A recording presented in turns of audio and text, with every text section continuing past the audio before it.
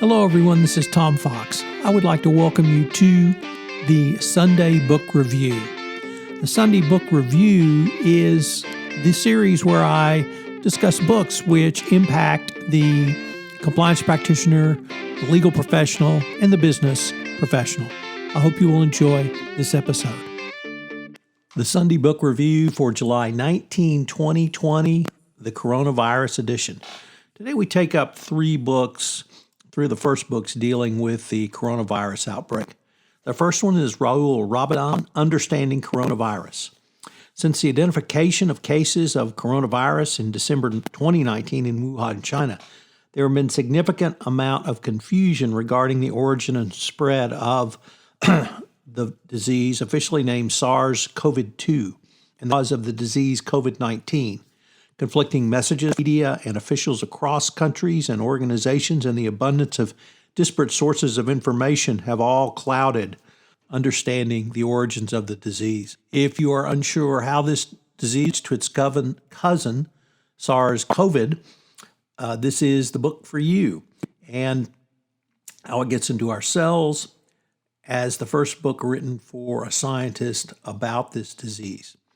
The second book up is COVID-19, the pandemic that never should have happened and how to stop the next one, by Debora MacKenzie. In this gripping account, a veteran science journalist lays out the shocking story of how the COVID-19 coronavirus pandemic happened and what we can do to make sure it doesn't happen again. Over the last 30 years of epidemics and pandemics, we have learned nearly every lesson needed to stop this outbreak. We heeded none of them in this crisis, particularly governments in the West. The result is a pandemic on scale not seen in our lifetimes. MacKenzie lays out the full story and how and why it happened. The previous viruses should have prepared us, the health failures that paved the way, and of course, the political failures. MacKenzie has been reporting on emerging diseases for more than 3 decades, and she draws on that experience to explain how COVID-19 went from potentially a man outbreak to a global pandemic. Her compelling story is relates to Epidemiology 101, how viruses spread and how pandemics ends, and the lessons we fail to learn from past crises. She takes us through the arrival and spread of COVID-19, making clear that governments knew the steps they could have taken. She makes a bold, optimistic argument the pandemic finally may galvanize the world to take viruses seriously. Fighting the pandemic and preventing the next one will take political will and action, which unfortunately we don't see right now. No one has brought together our knowledge of coronavirus in a comprehensive and accessible way as MacKenzie has in her book. Finally, we end with Richard Horton and his book, The COVID-19 Catastrophe, What's Gone Wrong and How to Stop It from Happening Again. This is the greatest science policy failure in a generation, writes Horton. We knew it was coming. Warnings about the threat of a new pandemic have been made repeatedly since the 1980s. It was clear in January one was coming.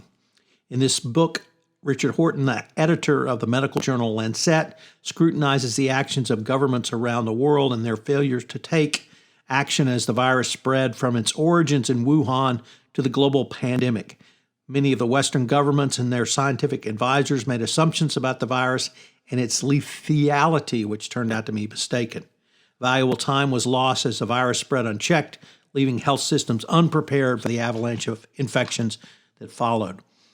Drawing on his scientific and medical expertise, Horton outlines the measures that need to be put in place both at the national and international levels to prevent such a catastrophe from happening again. These 3 books provide a good background into the basis of coronavirus, and I hope you will use them to begin your.